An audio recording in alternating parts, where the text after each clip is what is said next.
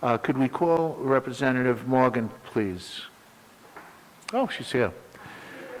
Ladies and gentlemen, on this bill, before we start, we have approximately 120 witnesses that have called in. And in order to hear from all of the witnesses, I'm going to ask you to, if we could hold our questions to the end, and we'll call back specifically.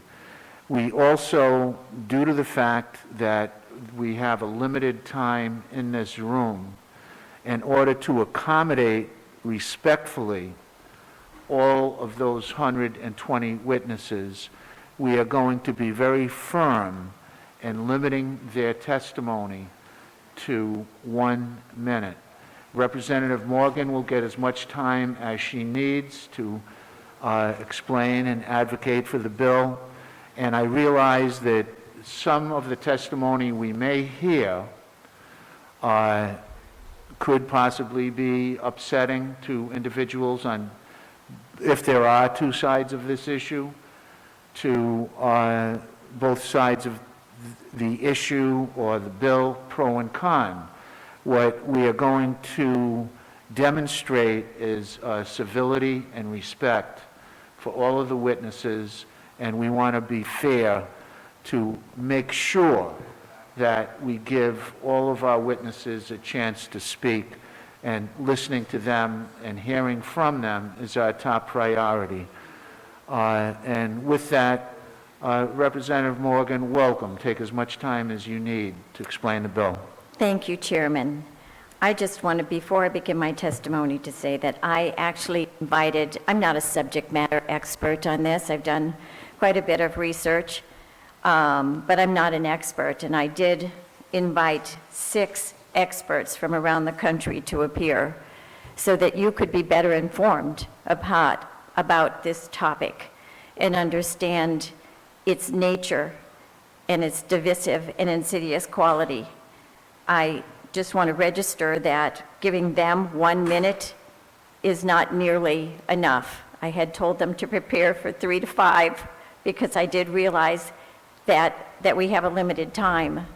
And I'd like to figure out with you, Chairman, a way that they can share their knowledge with this body in a more complete way. Written testimony is acceptable, and as soon as we get it, we will put it up on our website, and furthermore, we will make sure that all the members of the committee get that testimony. And I know for myself that going through written testimony is very more influential on legislation. So I would hope so. We respect because their expertise, and we look forward to reading whatever they submit. So please proceed. Thank you. Yeah, I would hope so, because this is a topic that I think is really important to our state, our children, and our sense of community in Rhode Island. My bill seeks to ban a destructive and divisive ideology that is termed critical race theory from our schools and from any entities that do business with the state of Rhode Island and receive government money. Let me explain a little bit about it. First of all, I can tell you that it is here and it is prevalent in our state. From the emails and the social media that I have received over the last few days, I can tell you that it is in every one of our colleges and universities, and it is in every one of our school districts, K through 12.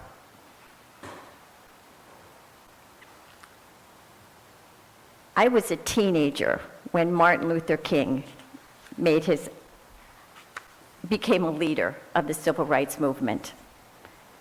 I heard his "I Have a Dream" speech on television. That day, he set the goal for America.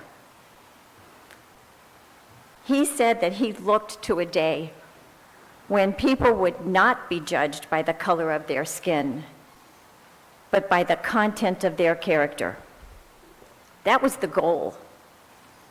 And I embraced it and have tried to live my life that way, and I think America embraced it. We not only held America accountable to our founding documents, the Declaration of Independence, the First Amendment, the 14th Amendment, but we strengthened it with the Civil Rights Act of 1964. We fought segregation, and now it's coming back.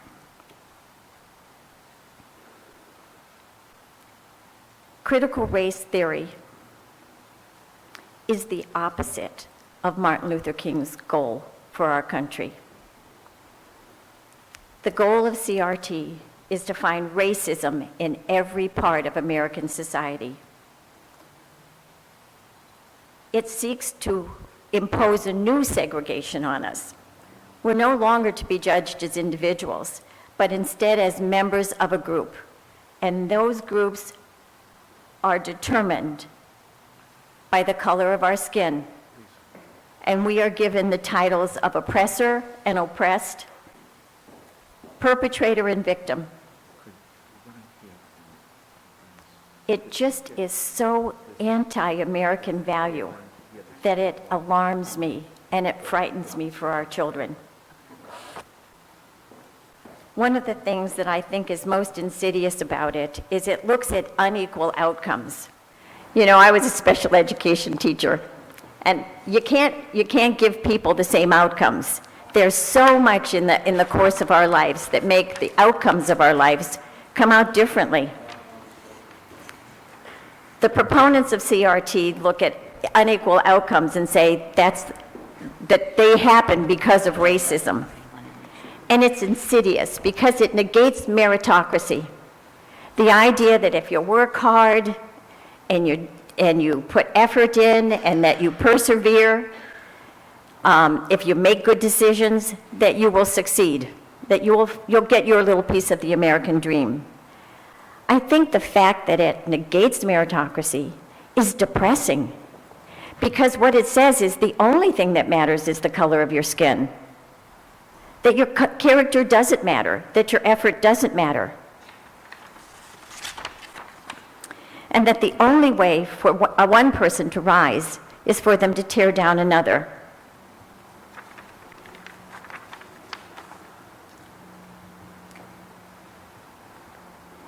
I have been, challenged by, a member of the news media who said, look at Providence schools.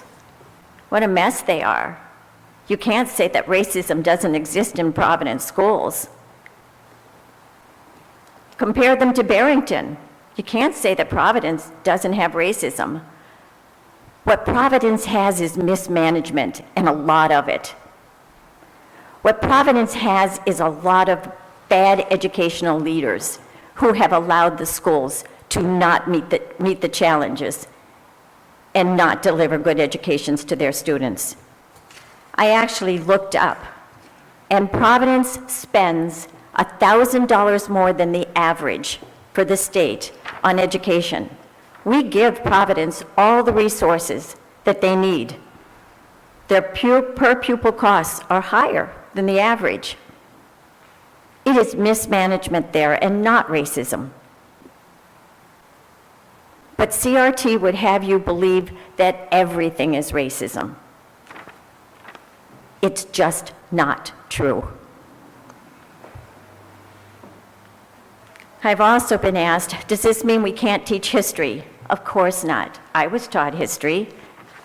I know about the Civil War. I know about all of the bad things that America has done as it's been growing. America, more than any other country, we're hard on ourselves for the failings of our past, but we learn from them. One of the wonderful things about America is it always strives to do better. So yes, we can teach history, we can teach all of the facts. What we can't do is treat racism in our present-day society as a fact. We can't teach CRT as a fact. We can teach it as opinion. We can ask students to challenge themselves on an opinion, just like we teach children about communism or socialism or any other kind of ism out there. But it's not a fact. It's an opinion.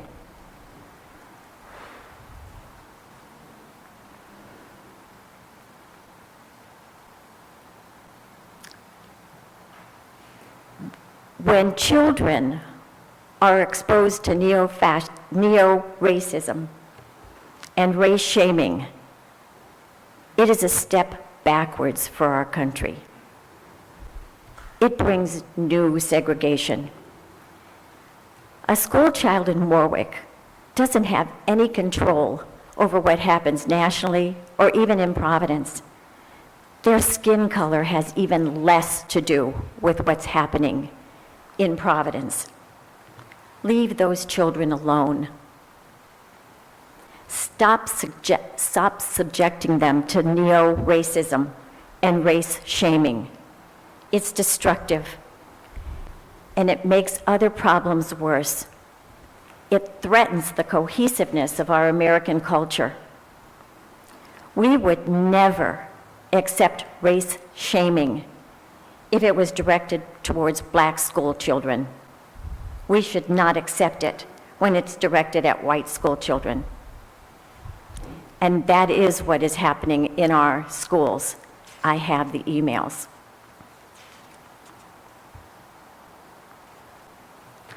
The answer to racism is not more racism. The answer is not a new kind of racism, a new kind of segregation. Race shaming is not the answer. The answer is the goal that was set down by Martin Luther King 70 years ago. And that is that we don't never judge people by the color of their skin, but instead know them as individuals and accept them by the content of their character. That's it, Chairman. Thank you, Representative Morgan. And if you could just stay with us so we can hear everything, and we're going to hold our questions till we hear from the witnesses. We have 120 opposed and 3 in support. So, and Adriana Flores-Pagan? And then Allison Greco after that? Next, we have Dr. Kaylin Brasienko, and then after that, Amanda Iacampo. Welcome, Doctor. You have 1 minute. Please proceed. Thank you. I am speaking today in strong support of this bill, and you're going to hear a lot of testimony calling it a racist and sexist bill. Those people are lying. They're either lying through malicious intent, or they are lying because they do not fully understand this ideology. So let me be brief and give you a few examples of how this ideology manifests in the real world. The Coca-Cola Company recently... Could you please refrain from derogatory statements about other witnesses? Yes. I only have 1 minute, sir, and I would really like to give some examples. Proceed. The Coca-Cola Company recently mandated that their employees do an online training that told them to try to be less white. This training said that to be less white is to be less oppressive, less arrogant, less certain, less defensive, less ignorant, more humble, etc. 8th grade students at a school in Fairfax County, Virginia, were taught that if they believed in the Pledge of Allegiance, then they should become social justice activists to dismantle white privilege. They also played a game of oppression bingo, where they were mandated to identify their own privilege to their classmates. These students are 14 years old. In New York City, parents of white students were told that their goal should be to become white traitors, and anything less than being a white traitor is a white supremacist. At the University of New Hampshire, white staff members were told that their role was to shut up and to educate themselves if they wanted to keep their job. This is a fundamentally racist ideology, and you cannot Is that fight time up? racism by Yeah, your introducing time is up, more Doctor, racism. and we do accept any written testimony you have, and it will be distributed to I the am committee sure members. it will not be read Thank at all, you. but thank you. Thank you. And next, we have James Lindsay of New Discourse. Welcome. Mr. Lindsay, please proceed. You have 1 minute. Oh.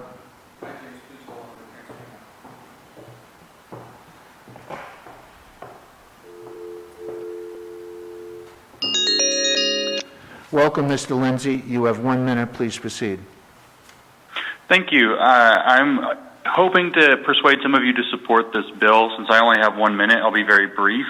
The ideology from which this bill tries to prohibit, in addition to outright white supremacy and patriarchy, begins from, this is a quote from one of their books on page 3, unlike traditional approaches to civil rights, which favor step-by-step progress and incremental progress, critical race theory calls into question the very foundations of the liberal order, including equality theory, legal reasoning, enlightenment rationalism, and neutral principles of constitutional law. And then on page 23 later, it says that critical race theorists are skeptical of another, highly suspicious 20 actually, of another seconds, liberal mainstay, namely rights. So you are trying to prohibit with this bill a ideology being taught by mandatory statute in various places in your by taxpayer money, something that is skeptical of rights, something that questions the constitutional order, something that's un-American, and something divisive. Thank you. Thank you for your testimony. Next. Chairman, while we're waiting, I'd just Yeah. like to address the idea that this is political. This has nothing No, to do okay, with that's all being- right, yeah. It just has We- nothing to do with Republican or Democrat. I understand, but we're Great. just, we're going, we have someone on right now, Representative. Thank you. Wenyi-Han Wu, welcome. Please proceed. You have 1 minute. Thank you for this opportunity to speak in firm support of HB 6070. My name is Dr. Wenyan Wu, Executive Director of Californians for Equal Rights Foundation. I'm here to testify in strong support of 6070 because divisive critical race training that impose controversial political views should have no place in K-12 education at the expense of our children's educational and emotional development and your taxpayers' money. Grants in cultural awareness, etc. But the ideological underpinnings of all such programs are neatly in line with critical race theory. I urge all the members of the Education Committee to vote yes on 6070 and consider my much more comprehensive written testimony. Thank you for considering my testimony. Thank you, Wenyi-Han Wu. Thank you.